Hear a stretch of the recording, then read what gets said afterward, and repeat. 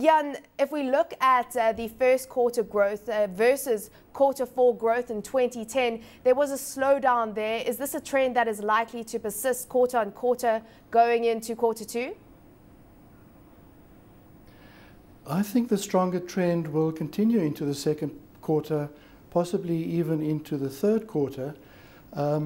As everybody knows, the Botswana economy is very firmly based on the diamond industry, and in a sense, against expectations, the polished diamond prices have reached extraordinary high levels, and it's at the moment still sitting at these very high levels. In fact, during the commodity boom in 2008, diamond prices didn't even reach the level they have reached now. In fact, they're about 20% above the 2008 peak. Now, this, of course, has meant a very strong windfall gain for Botswana. Most of that gain in polished prices came from in the second half and third quarter, second quarter and third quarter of the year.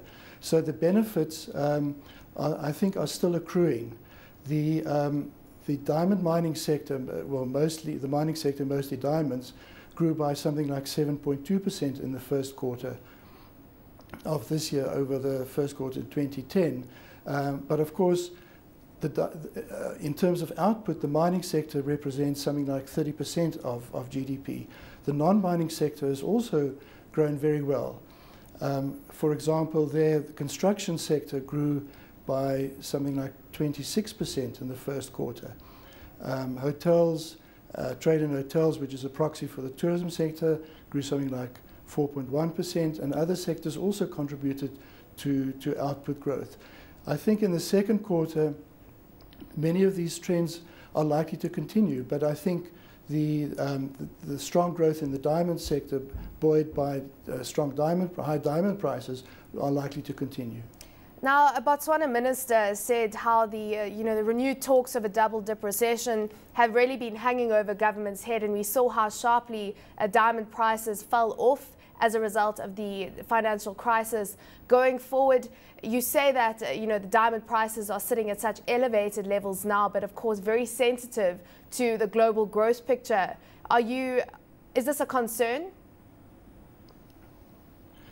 I think the interesting thing about the diamond price trajectory is that the United States counts something like 50% of demand for diamond jewelry. However, and that demand is really based on consumer confidence, which is measured every month in the United States. And if there is some correlation between diamond prices and, of course, US consumer confidence. However, consumer confidence hasn't really grown in the last sort of period of 6 months, let's say, as strongly as diamond prices. Now, what has happened is there's new emerging demand emanating from China and India, and it seems that that demand is now propping up diamond prices.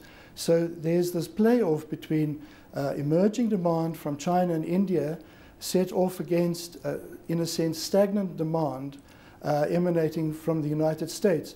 So it will be interesting to see how that scenario pans out. It's perhaps too early to say what will happen, but you're correct in saying that polished diamond prices have eased marginally in the last few weeks, in line with other commodity prices. But I think the story is still intact. As we've got, a growing middle class in China and India.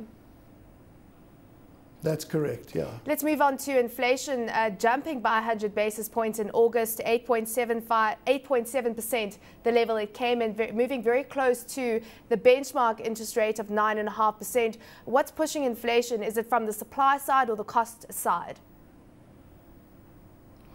Well, it's cost-driven. If you look at the CPI components, food inflation rose month on month. Also, transport inflation is now sitting at 14.7%. What is also noticeable is that electricity prices rose by something like 26% year on year. So energy prices are really driving the overall inflation rate. That almost of 100 basis point jump in the inflation rate was quite a surprise. I'd expected that it would ease higher towards the end of the year, given that Brent crude oil is at about 110 during last month. But food inflation, of course, is a source of concern. One has to just make a note of the fact that Botswana imports something like 60% of its goods and services from South Africa. So some of Botswana's inflation is important from South Africa, and we've just seen here that inflation was level at 5.3% in August, as the same as in July. So that's the reason why it came as a bit of a surprise. But I think it was largely driven by food as well as electricity prices.